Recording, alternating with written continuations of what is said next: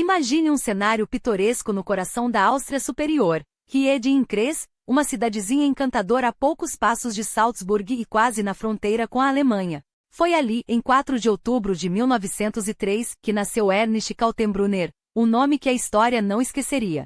Seu lar era um refúgio de afeto e tradição, onde Hugo Kaltenbrunner, advogado respeitado, e Therese, a figura materna que iluminava sua vida, criavam não só Ernst, mas também seus irmãos, Friedrich, que chegou 2 anos antes, e os mais novos, Werner e Roland, nascidos em 1905 e 1910. A infância de Ernst transcorreu sem grandes sobressaltos, entre brincadeiras típicas e uma educação que começou em Raab, uma cidade vizinha, antes de seguir para Linz, onde ingressou no prestigioso Realgymnasium, uma instituição de ensino com raízes profundas, fundada pela própria monarquia austríaca para formar mentes brilhantes. Curiosamente, aquele mesmo colégio já havia recebido outro jovem que marcaria a história, Adolf Hitler, anos antes. Mas o destino reservava a Ernst um encontro ainda mais decisivo. Foi nas salas de aula de Linz que ele travou amizade com Adolf Eichmann, uma conexão que se revelaria duradoura e mais tarde fatal. Enquanto isso, o lar dos Kaltenbrunner respirava um ar de orgulho nacionalista, herdeiro da grandiosidade do Império Austro-Húngaro, uma potência que no século XIX havia suplantado os otomanos nos Balcãs e moldado o destino de nações como Hungria, República Tcheca e partes da Sérvia. No entanto, o mundo que Ernst conhecia estava prestes a ruir. A Europa já fermentava tensões antes mesmo de seu nascimento. Em 1871, a unificação alemã havia abalado o equilíbrio de poder, desafiando até mesmo o Império Britânico. Quando a Primeira Guerra Mundial estourou em 1914, o menino de 10 anos viu seu país ser arrastado para o conflito após o assassinato do arquiduque Francisco Ferdinando. O que começou como uma disputa nos Balcãs logo se transformou em uma carnificina global, com nações como o Japão, e mais tarde, os Estados Unidos entrando na disputa. A derrota austríaca em 1918 não foi apenas militar, foi o fim de uma era. O Império Habsburgo, que por séculos governara com mão de ferro, desmoronou, dando lugar a repúblicas frágeis como a Áustria Germânica, que sonhava em se fundir à Alemanha. Mas os vencedores da guerra, especialmente França e Grã-Bretanha, vetaram essa união no Tratado de Saint-Germain, em 1919, deixando uma ferida aberta que voltaria a sangrar décadas depois. Kaltenbrunner, então um adolescente atento aos ventos da política, testemunhou tudo de perto. Sem idade para lutar, mas com a mente aguçada, ele partiu para Graz após a guerra, onde inicialmente se dedicou à química.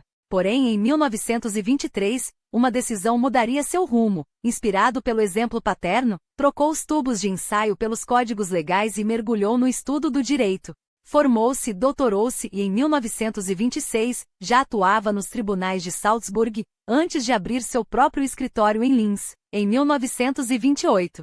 Foi durante seus anos de estudante em Graz que o nacionalismo austríaco o seduziu, uma paixão que só cresceria ao retornar à Alta Áustria. Há quem diga que suas cicatrizes faciais, marcas que o acompanhariam pela vida, tenham surgido em duelos de esgrima, um esporte que praticava com fervor. Mas a verdade por trás daquelas linhas em sua pele permanece um mistério, tão intrigante quanto o homem que elas ajudaram a forjar.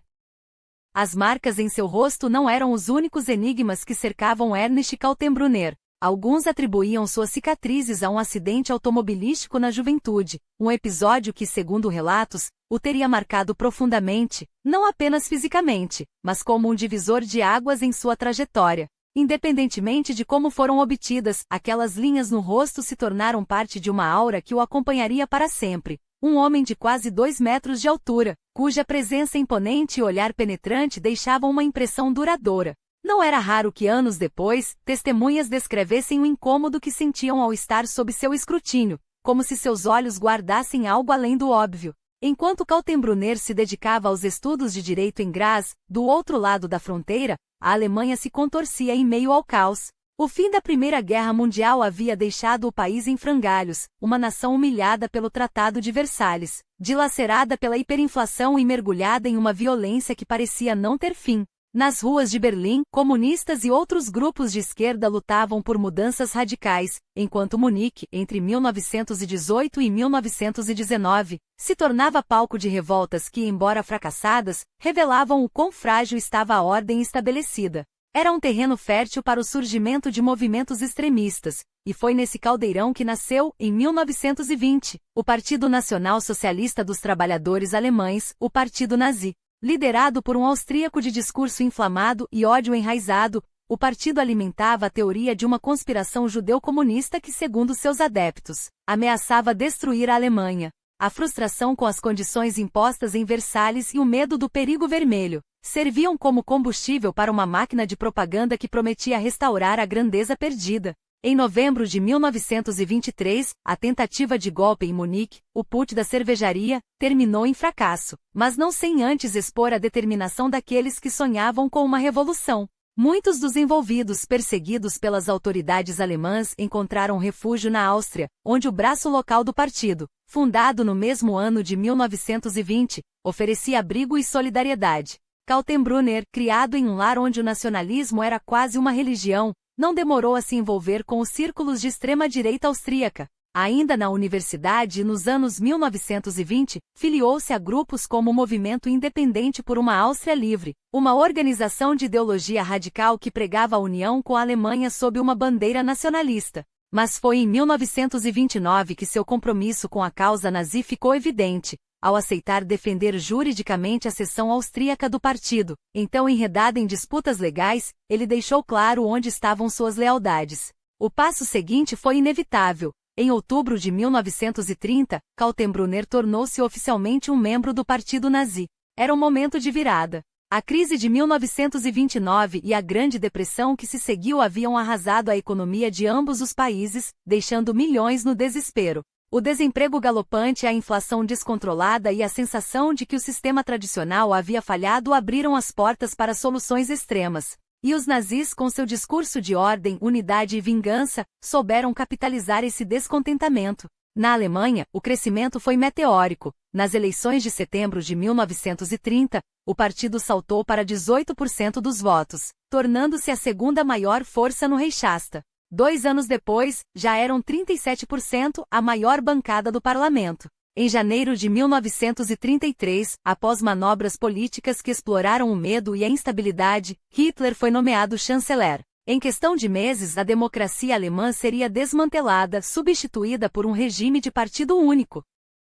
Na Áustria, no entanto, a realidade era outra. Nas eleições legislativas de novembro de 1930, os nazis mal alcançaram 3% dos votos, sem direito a nenhuma cadeira no parlamento. Mas a situação mudaria drasticamente a partir de maio de 1931, quando o colapso do Creditanstalt, o maior banco do país, fundado pela família Rothschild no século XIX, abalou os alicerces da economia austríaca. A falência reverberou como um terremoto, arrastando consigo poupanças, empresas e a já frágil estabilidade social. Os nazis, ávidos por explorar o ressentimento, não perderam tempo. Atribuíram a crise a uma suposta conspiração judaica, alimentando o antissemitismo e angariando apoio em meio ao caos. Até 1933, a Áustria não realizaria novas eleições parlamentares, o que torna difícil medir com exatidão o avanço nazi no país. Mas uma coisa era certa. Quando Hitler assumiu o poder na Alemanha, o partido austríaco já havia se beneficiado do desastre financeiro e da crescente radicalização.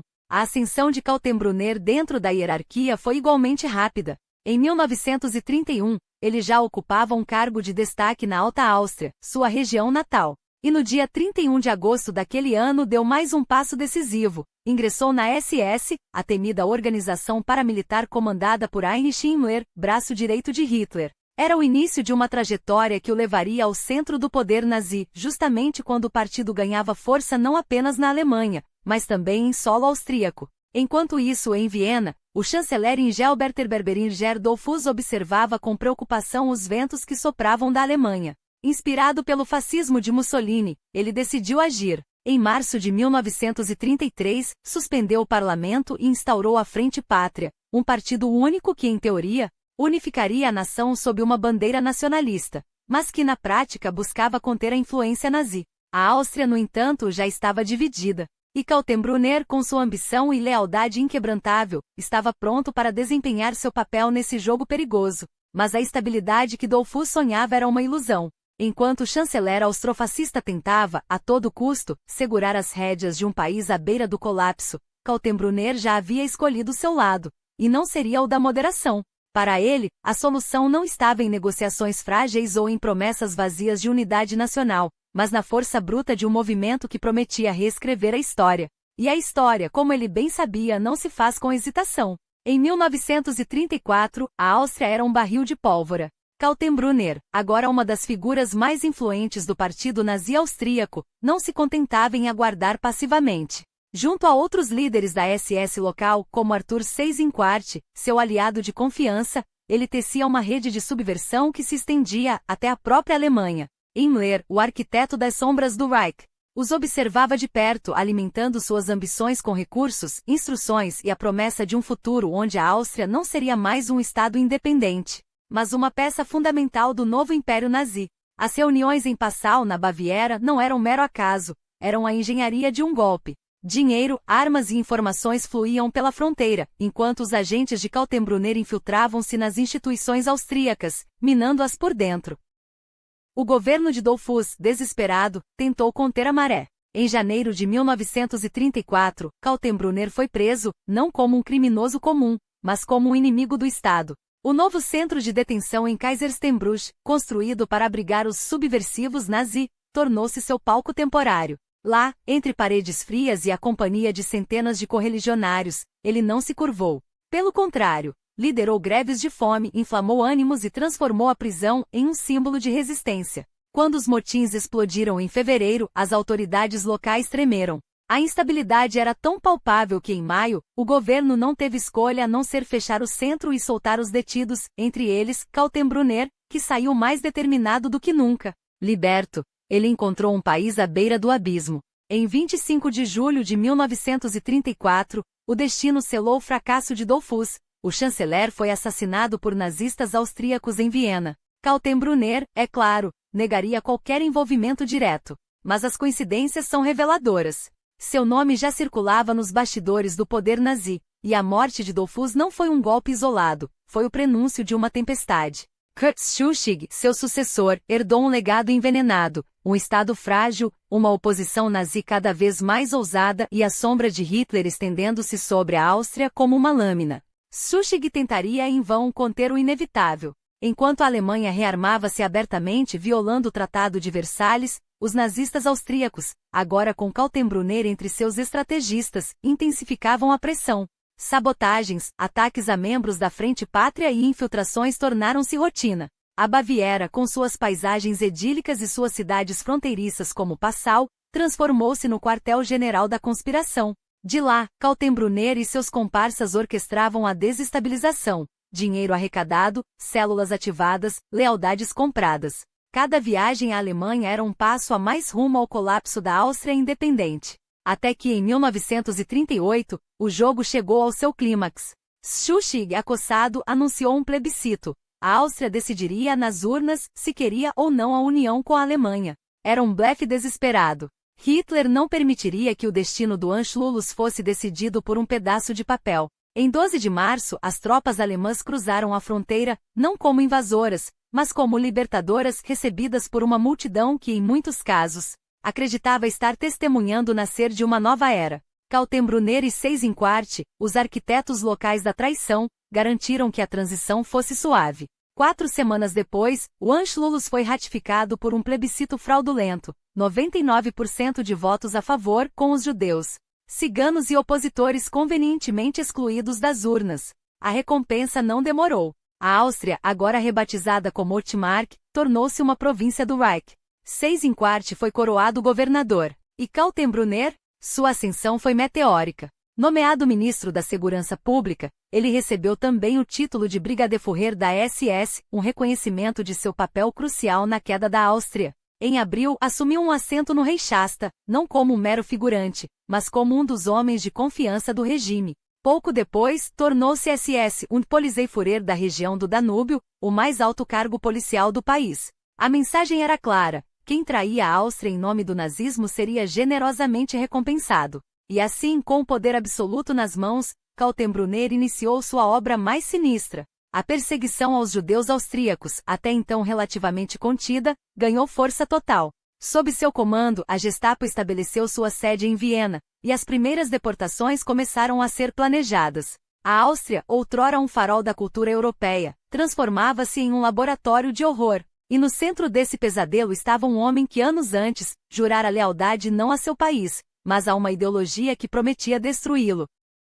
Mauthausen não foi apenas mais um campo de concentração, foi a materialização do inferno na Terra. Erguido sob o céu austríaco com a precisão burocrática de um sistema que já havia aperfeiçoado a arte da crueldade. Inaugurado em agosto de 1938 a poucos quilômetros de Linz, o campo nasceu como um aviso: a Áustria, agora engolida pelo Terceiro Reich, seria o palco onde a máquina de extermínio nazista testaria novos limites. E Kaltenbrunner, com suas mãos manchadas de tinta jurídica e sangue, estava entre os arquitetos desse projeto. Diziam que Mauthausen era um campo de trabalho, uma mentira tão grotesca quanto as paredes de granito que os prisioneiros eram forçados a extrair sob chicotes e gritos. Socialistas, judeus, ciganos, homossexuais, qualquer um que ousasse respirar fora do ritmo imposto pelo regime, eram recebidos não com corações abertos, mas com cacetetes, fome e um sistema de extermínio disfarçado de produtividade. A fome era uma ferramenta, racionavam a comida até que os corpos se tornassem esqueletos ambulantes, obrigados a cavar pedras para construir o próprio túmulo coletivo. Enquanto isso, as fábricas de munição e as oficinas de aviões cresciam ao lado dos barracões, alimentadas pelo suor e pelos últimos suspiros de quem já não tinha mais força para sonhar com liberdade. E o pior, isso era só o começo. Mauthausen não ficaria sozinho. Logo, o complexo se expandiria para Gusen, transformando a região em um arquipélago de horror onde até 85 mil almas poderiam ser aprisionadas, e no final, mais de 190 mil passariam por suas portas. Metade delas nunca sairia. Kaltenbrunner, agora um dos homens mais poderosos da Áustria ocupada, não apenas supervisionou a criação desse mecanismo de morte como o aperfeiçoou. Enquanto Hitler brincava de diplomacia em Munique, fingindo que a Sudetenland seria seu último pedido, o seu braço direito em Viena garantia que a máquina de guerra nazista tivesse combustível humano suficiente para funcionar. E a Europa? A Europa olhava para o outro lado. Chamberlain, com seu guarda-chuva e sua ingenuidade fatal, acreditou nas promessas de Hitler em 1938, enquanto os tanques alemães já se preparavam para devorar a Tchecoslováquia. 6 meses depois, Praga caía sem um tiro. Memel era arrebatada da Lituânia como um brinquedo de uma criança. E quando Varsóvia se tornou o próximo alvo, quando os nazistas encenaram seu falso ataque em Gleiwitz para justificar a invasão, o mundo finalmente acordou. Mas já era tarde. Em 1º de setembro de 1939, a Blitzkrieg varreu a Polônia, e a resposta de Londres e Paris foi um suspiro tardio: a declaração de guerra. O segundo conflito global havia começado e Kaltenbrunner, o advogado que trocara a toga pela farda da SS, estava pronto para subir ainda mais alto na hierarquia do mal. Sua ascensão foi meteórica. Em 1940, já não era apenas um funcionário nazista qualquer. Era o Polizeipräsident de Viena. O homem que controlava a polícia de uma cidade outrora sinônimo de elegância e agora reduzida a um antro de delações e desaparecimentos. Simultaneamente recebeu as insígnias de um Tersturfulher, um título que em qualquer outro contexto soaria ridículo, mas que nas fileiras da SS, era um selo de poder absoluto. Sua missão? Caçar, perseguir e esmagar qualquer sombra de resistência. E a Áustria, apesar do terror, resistia. Nos porões das igrejas, nos sussurros dos cafés, nos gestos furtivos dos padres como Heinrich Maier, que arriscava a vida para passar segredos dos aviões nazistas aos aliados, havia uma chama que se recusava a apagar. Kaltenbrunner, porém, não era homem de meias medidas. Sua Gestapo austríaca desmantelou redes inteiras de opositores, desde o movimento pela liberdade da Áustria até células católicas que ousavam desafiar o regime. Os julgamentos eram farsas, as sentenças, uma só, Mauthausen. Para ele, cada prisioneiro era uma traição à Volksgemeinschaft, a comunidade do povo que os nazistas pregavam. Ironicamente, eram esses mesmos traidores os 100 mil austríacos presos por pensarem diferente, que provavam que a Áustria não havia sido completamente engolida. Mas para Kaltenbrunner, números eram apenas estatísticas a serem ajustadas. E enquanto a guerra se alastrava, ele se preparava para um papel ainda mais sinistro, não mais como um executor local, mas como um dos carrascos supremos do Reich. Enquanto Kaltenbrunner aperfeiçoava sua rede de inteligência e supervisionava a repressão na Áustria ocupada, o Reich celebrava uma sequência de vitórias que parecia irreversível. A Blitzkrieg sobre a Polônia em setembro de 1939 não foi apenas um ensaio de guerra, foi um aviso. Em 4 semanas Varsóvia caiu, e com ela qualquer ilusão de resistência. O inverno que se seguiu, apodrecido pela inação dos aliados, foi chamado de Guerra de Mentira, como se a calma fosse sinônimo de paz. Mas a máquina nazista não dormia. Na primavera de 1940, os tanques alemães esmagaram a Dinamarca em horas, enquanto paraquedistas tomavam a Noruega em dias.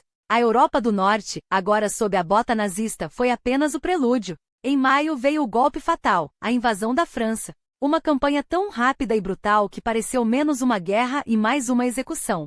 As defesas francesas ruíram como castelos de cartas. Em Dunquerque, centenas de milhares de soldados britânicos, 338 mil, para ser exato, ficaram encurralados, à mercê das garras da Wehrmacht. Só um milagre logístico, uma evacuação desesperada entre 26 de maio e 4 de junho, evitou que fossem aniquilados ou capturados. Mas a vitória nazista era inevitável. Em 14 de junho, Paris, a cidade-luz, apagou-se sob a suástica. A França, humilhada, assinou sua rendição. Em poucos meses a Europa Ocidental e Central estava de joelhos. Só a Grã-Bretanha, teimosa e isolada, ousava resistir. Mas enquanto o mundo ardia, outro incêndio, este silencioso e metódico, consumia a alma do Reich. A questão judaica que os nazistas vinham refinando desde 1933 com leis cada vez mais sádicas, agora exigia uma solução. Os 500 mil judeus alemães, já reduzidos a cidadãos de segunda classe, haviam sido sistematicamente espoliados, humilhados e empurrados para a imigração. Mas a Kristallnacht, em 9 de novembro de 1938, provou que a violência não tinha limites. Sinagogas reduzidas a escombros, lojas saqueadas, judeus espancados e assassinados, e tudo sob o olhar complacente, ou cúmplice das autoridades. Viena, outrora um farol da cultura judaica, tornou-se um palco de horror. Kaltenbrunner, então um dos braços direitos de Heydrich, não apenas supervisionou os pogroms como garantiu que a SS agisse nas sombras, livre de responsabilidades oficiais. A mensagem era clara. Reich não toleraria mais problemas judeus. E com a conquista da Polônia em 1939, o problema se multiplicou. Agora, 3,5 milhões de judeus estavam sob domínio nazista. A imigração forçada, antes uma solução, revelou-se um absurdo logístico. Para onde mandar milhões? Madagascar, a fantasia colonial de Eixan, foi descartada como um delírio. Restava apenas uma alternativa. Em 1941, com a invasão da União Soviética, o Reich engoliu mais 2 milhões de judeus, e com eles, qualquer vestígio de hesitação. Os Einsatzgruppen, esquadrões da morte da SS, seguiram as divisões blindadas como sombras. Seu trabalho? Exterminar. Em cidades ucranianas, em vilarejos bálticos, judeus eram fuzilados em valas comuns, muitas vezes ainda vivos, cobertos por camadas de terra que se moviam com seus últimos suspiros. Mas fuzilamentos em massa eram lentos, imprevisíveis. A burocracia nazista obsessiva por eficiência exigia algo mais moderno, foi então que a solução final tomou forma. Não mais deportações, não mais gulags improvisados, agora a morte em escala industrial. Campos como Auschwitz, Treblinka e Sobibor foram transformados em fábricas de extermínio, onde o gás Zyklon B e as câmaras de morte operavam com precisão alemã. Eixan, o tecnocrata do genocídio, coordenava os trens que levavam as vítimas para o abate. E Kaltenbrunner, sua experiência em esmagar dissidência na Áustria o tornava o homem ideal para garantir que nenhum judeu escapasse, nem mesmo aqueles que tentavam se esconder nas ruas de Viena. Dos 65 mil judeus austríacos que não conseguiram fugir antes de 1939, quase nenhum sobreviveu. Kaltenbrunner não apenas cumpriu ordens, ele as aperfeiçoou. Até que no verão de 1942, a máquina do horror chegou ao protetorado da Boêmia e Morávia. A região, antes parte da Tchecoslováquia, agora era um laboratório de repressão. E o que aconteceria ali não seria apenas mais um capítulo da guerra, seria um aviso do que o Reich reservava para a Europa. O vazio deixado por Heydrich não poderia ser preenchido por qualquer homem. Exigia alguém com a mesma frialdade calculista, a mesma capacidade de transformar burocracia em terror sistemático. E quando Himmler, com seu olhar glacial e suas mãos sempre imaculadas, procurou um sucessor para comandar o escritório central de segurança do Reich, não foi por acaso que seus dedos se fecharam em torno do nome de Ernst Kaltenbrunner. A escolha surpreendeu muitos. Afinal, não era Heinrich Miller, o implacável chefe da Gestapo, quem assumiria o posto? Não era algum estrategista de Berlim, forjado nas sombras do poder nazista? Mas Himmler sabia o que fazia. Kaltenbrunner não era apenas um executante leal. Era um visionário da destruição, um homem que entendia que a máquina do Holocausto não podia parar, nem mesmo por um segundo. E quando, em 30 de janeiro de 1943, o cargo foi oficialmente seu, não foi uma promoção. Foi uma coroação. Agora ele comandava um império dentro do império. O RSH não era apenas um órgão. Era o cérebro da repressão. Uma teia que conectava a Gestapo, a Polícia Criminal, a SD, os serviços de inteligência estrangeira e até mesmo a Interpol de então, transformada em instrumento nazista. 7 departamentos, cada uma engrenagem na máquina de esmagar vidas. No departamento 4, seu velho conhecido Adolf Eichmann orquestrava as deportações com a precisão de um maestro. No departamento 6, espiões colhiam informações além das fronteiras do Reich. E em todos eles Kaltenbrunner impunha sua marca, eficiência sem escrúpulos. Ele assumiu o cargo em um momento crucial. A solução final já havia sido decidida em Wannsee, os campos de extermínio estavam em plena operação, e a Europa ocupada se transformava em um matadouro a céu aberto. Mas Kaltenbrunner não era um mero herdeiro de Heydrich, era seu aperfeiçoador. Sob seu comando, a política de Schutzhaft, a detenção preventiva se tornou uma sentença de morte disfarçada. Judeus, ciganos, opositores políticos, todos eram protegidos pelo Reich até que um trem os levasse para Auschwitz, Treblinka ou Sobibor. Os comandantes dos campos recebiam suas ordens diretamente do RSHA, e com elas, os carregamentos de Zyklon B e os cilindros de monóxido de carbono. 1943 e 1944 seriam os anos mais mortíferos do Holocausto, e Kaltenbrunner estava no centro de tudo. Na primavera de 1943, 60 mil judeus da Grécia ocupada foram enviados para as câmaras de gás. Nos guetos da Lituânia e da Bielorrússia, a liquidação se tornou sinônimo de extermínio em massa. E quando, no outono de 1943, a Alemanha ocupou o norte e o centro da Itália, Kaltenbrunner viu ali uma oportunidade. A erradicação dos judeus na Itália, declarou ele em discursos privados, era um assunto de interesse especial para si. Não eram palavras vazias. Em poucas semanas, milhares de italianos foram arrastados para os campos, enquanto o RSH coordenava a caçada com a precisão de uma operação militar. Ele negaria tudo depois, claro. Diria que chegou tarde demais, que as decisões já estavam tomadas, que era apenas um burocrata cumprindo ordens. Mas as provas estavam nos números. Sob seu comando, a máquina de matar acelerou. Os trens lotados, as fossas comuns, os fornos crematórios trabalhando sem parar. Tudo isso carregava sua assinatura. Kaltenbrunner não inventou o Holocausto, mas o levou à sua forma mais letal. E enquanto a guerra virava contra a Alemanha, enquanto as tropas aliadas avançavam e os bombardeios reduziam cidades a escombros, ele permaneceu inabalável. Para homens como ele, a derrota não era uma possibilidade. Era apenas mais um motivo para apertar o cerco. Afinal, quando se acredita que a história pertence aos fortes, a moral é um luxo que só os fracos podem se dar. Que a Hungria, até então um aliado relutante, precisava ser convenientemente lembrada de seu lugar no novo ordem europeia. E quem melhor para executar essa lição do que o homem que já havia provado ser mestre em transformar resistência em submissão?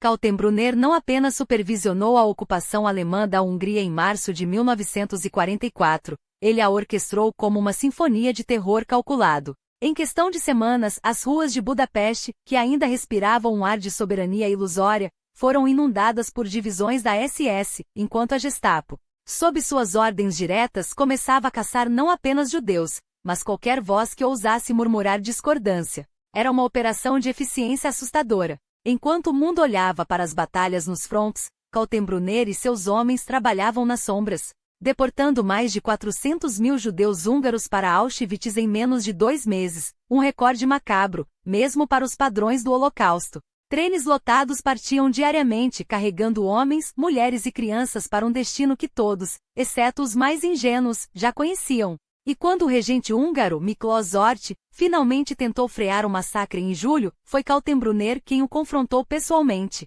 Com uma ameaça velada que não deixava espaço para mal-entendidos, qualquer tentativa de interferir será considerada traição à causa alemã. Horthy recuou. A máquina continuou a girar. Mas o verdadeiro gênio de Kaltenbrunner não estava apenas na brutalidade. e sim na capacidade de transformar o caos em sistema. Enquanto outros oficiais do Reich se perdiam em delírios de vitória ou desespero pela derrota iminente, ele mantinha os olhos fixos no que realmente importava: o controle. Quando a resistência húngara tentou se organizar no outono de 1944, foi ele quem arquitetou a Operação Panzerfaust, um golpe dentro do golpe, onde as forças especiais da SS sequestraram o filho de Hort, forçando o regente a renunciar e entregando o poder aos fascistas do Partido das Cruzadas Flechadas. A Hungria, agora um estado fantoche nas mãos de Ferenc Salazar, tornou-se o último reduto de lealdade incondicional a Hitler na Europa Oriental. E Kaltenbrunner, ele garantiu que cada grama de recursos, cada soldado, cada judeu restante fosse espremido até a última gota em nome da Ensien, a vitória final, que todos sabiam ser uma mentira, mas que ninguém ousava questionar. Enquanto o Império Nazista desabava ao seu redor, ele ainda encontrava tempo para aperfeiçoar seus métodos. Em outubro de 1944, com as tropas soviéticas já nas fronteiras da Hungria, Kaltenbrunner ordenou a Marcha da Morte de Budapeste. Dezenas de milhares de judeus foram forçados a caminhar em direção à Áustria, sem comida, sem abrigo, sob o fogo cruzado dos bombardeios aliados e dos Einsatzgruppen que atiravam nos que caíam pelo caminho. Não era mais sobre eficiência logística. Era sobre ódio puro, sobre a necessidade de deixar uma marca tão profunda que o mundo nunca esquecesse o preço de desafiar a Alemanha. E quando, finalmente, em abril de 1945, as forças soviéticas cercaram Berlim e o próprio Hitler se trancou no Führerbunker para seu último ato de delírio, Kaltenbrunner não estava lá para testemunhar o colapso. Ele já havia partido para a Áustria não por covardia, mas por cálculo. Enquanto outros generais queimavam documentos ou se rendiam, ele ainda acreditava que poderia negociar. Afinal, não era um soldado comum. Era o arquiteto de um sistema que havia mantido a Europa de joelhos por anos. E sistemas, ele sabia, sempre deixam rastros, e rastros podem ser usados como moeda. Mas a história, como ele tanto desprezava, não pertence aos fortes. Pertence aos que sobrevivem para contá-la. E quando os aliados o capturaram em maio de 1945, escondido em uma cabana nos Alpes austríacos, com uma pasta cheia de documentos que provavam cada ordem, cada assinatura, cada vida destruída, Kaltenbrunner deve ter entendido, pela primeira vez, o peso daquilo que havia construído.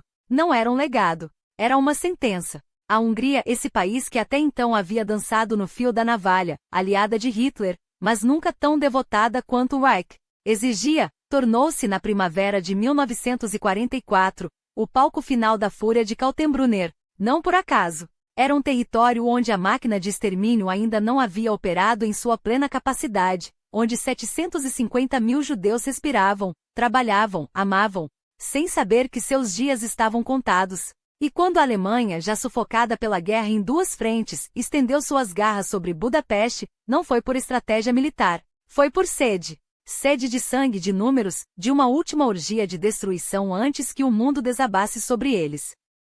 Eixan, o burocrata da morte, chegou com sua pasta de ordens e sua eficiência gelada. Kaltenbrunner, o carrasco com sorriso de anfitrião, supervisionou o banquete. Em 3 meses, apenas 3 meses, 400 mil almas foram arrancadas de suas casas, empurradas para vagões de gado, enviadas a um destino que nem mesmo os algozes ousavam nomear sem eufemismos. Auschwitz, esse nome que soa como um suspiro de horror, recebeu-os de braços abertos. 2.000 por dia. 2.000 corpos transformados em fumaça, em cinzas, em estatísticas para relatórios que ninguém jamais leu com remorso. Os fornos não davam conta. Que ironia macabra, a indústria da morte pela primeira vez enfrentava um gargalo de produção. Enquanto isso, em Berlim, a sombra da traição se estendia. O atentado de 20 de julho, aquele momento em que a história quase mudou de rumo, em que uma bomba dentro de uma pasta poderia ter poupado o mundo de mais um ano de pesadelo, falhou por um fio. E quem, senão Kaltenbrunner, seria chamado para caçar os culpados? O homem que havia transformado a Áustria em um campo de experimentação para o terror agora tinha carta branca para desmontar a resistência dentro das próprias fileiras nazistas. 5.000 executados. Milhares a mais enviados para os campos, onde a morte era apenas uma questão de tempo. E como recompensa? Condecorações. A cruz de cavaleiro com espadas, aquele pedaço de metal que brilhava no peito enquanto o mundo ao redor desmoronava. A insígnia de ouro do partido, um troféu para quem havia servido a bestia desde os primeiros dias. O Reich, em sua agonia, ainda encontrava forças para premiar seus algozes. Mas até os carrascos têm medo quando a noite cai. Em 1944, o fronte ocidental se abriu como uma ferida em Normandia, e o leste rugia com a vingança soviética. A Alemanha, outrora invencível, agora se contorcia entre as garras de dois exércitos que não conheciam piedade. Himmler, esse mestre da sobrevivência, começou a distribuir patentes como esmolas general da Waffen-SS. Um título vazio para um homem que nunca empunhara uma arma em batalha, mas que havia assinado ordens suficientes para afogar a Europa em sangue. Kaltenbrunner, agora com estrelas no ombro, devia saber que aquelas condecorações não o salvariam. Ninguém negocia com o diabo quando o inferno já está em chamas. E então veio o desespero. As negociações secretas com a Cruz Vermelha, aquelas reuniões em Voralhur onde homens como Burkhard ouviram promessas que nunca seriam cumpridas. Kaltenbrunner, o arquiteto do terror, agora sussurrava sobre rendição, sobre termos, sobre uma saída honrosa para criminosos que não mereciam nem mesmo um julgamento. Mas a história não perdoa. E quando Himmler, em um último ato de covardia, o nomeou comandante das Forças do Sul, como se um título pudesse deter o avanço dos aliados, Kaltenbrunner deve ter olhado para o mapa e visto o que todos já sabiam. Não havia mais fugas. A Áustria, sua terra natal, agora era um cerco. E o relógio implacável corria contra ele. Enquanto as forças soviéticas avançavam sobre Berlim e os aliados ocidentais consolidavam seu domínio sobre o Reno, Kaltenbrunner ainda se aferrava a uma ilusão de poder nas regiões que tecnicamente estavam sob seu comando, partes da Hungria, da Croácia e dos arredores alpinos. Não que essas áreas fossem um bastião de resistência heroica, longe disso. As tropas ali postadas, embora tivessem enfrentado alguns combates, não enfrentavam a pressão esmagadora que se abatia sobre o coração do Reich. Os aliados, afinal, tinham prioridades mais urgentes: a queda de Berlim, a rendição incondicional da Alemanha. Enquanto o mundo se preparava para o desfecho, Kaltenbrunner passou suas últimas semanas de autoridade, não planejando contra-ofensivas gloriosas, mas sim orquestrando a fuga de seus comparsas.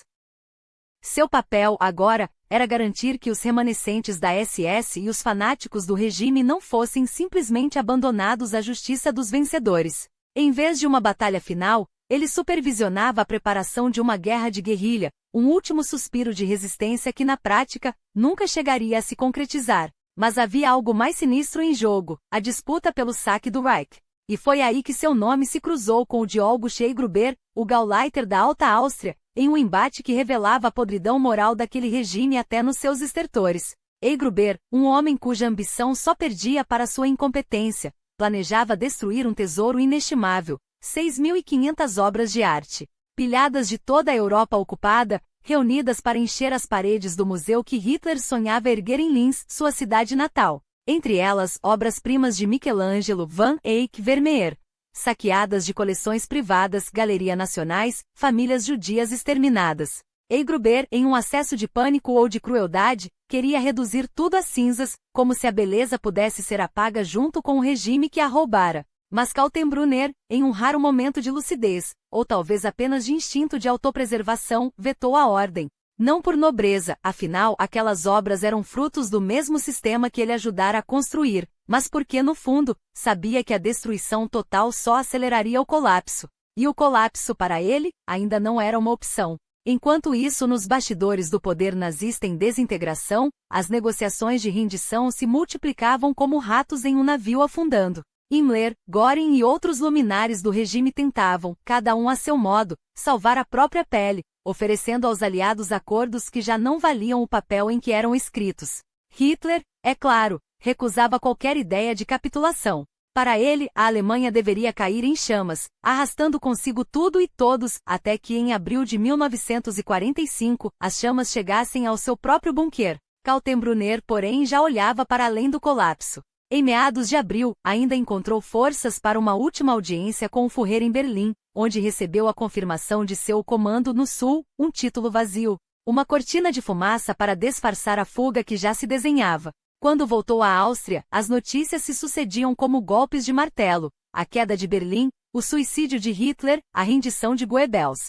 O mundo que ele ajudara a construir desmoronava em questão de dias. E com ele qualquer ilusão de impunidade. Os homens como Kaltenbrunner não morrem em batalha. Eles se escondem. E foi o que ele fez, refugando-se nos Alpes austríacos com sua amante, Arthur Seidler, e um punhado de leais, ou desesperados, da SS esconderijos em cabanas remotas.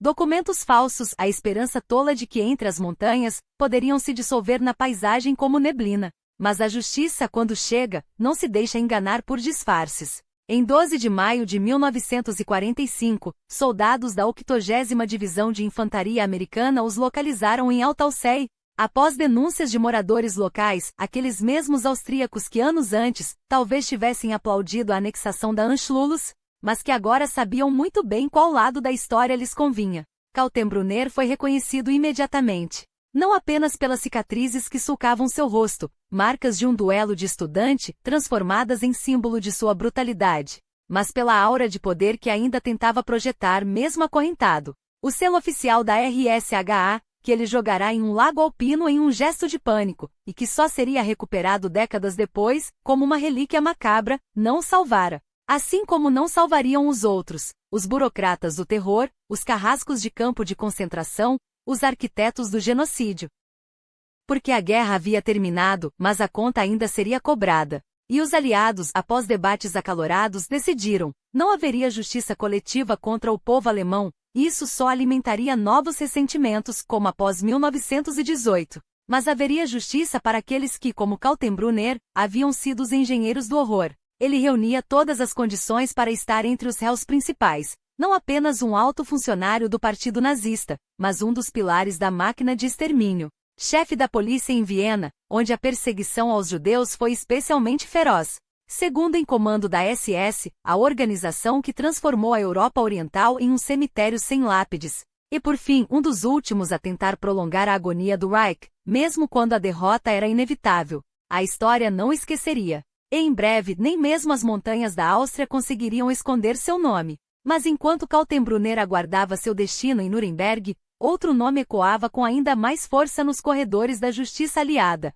Heinrich Himmler, o arquiteto da solução final, o homem que transformou a SS na máquina mais letal da história moderna. Sua captura, em 21 de maio de 1945, nas proximidades da fronteira dinamarquesa, não foi mera coincidência. Aquela região, um refúgio de última hora para os nazistas em fuga, tornará-se um território minado de sombras, onde os algozes do Reich tentavam se esconder entre os escombros de seu próprio império. Eles o reconheceram rapidamente. Não havia como confundir aquele rosto pálido, aqueles óculos redondos atrás dos quais se escondiam os olhos de um homem que ordenara o extermínio de milhões. Interrogado, Himmler manteve a fria compostura de sempre, como se ainda acreditasse que suas palavras pudessem reescrever a história. Mas a história dessa vez não lhe daria trégua. 2 dias depois, em 23 de maio, uma cápsula de cianeto pôs fim à sua vida, um final irônico para quem tanto pregara a pureza racial e a superioridade ariana. O veneno, escondido em sua boca, foi seu último ato de covardia,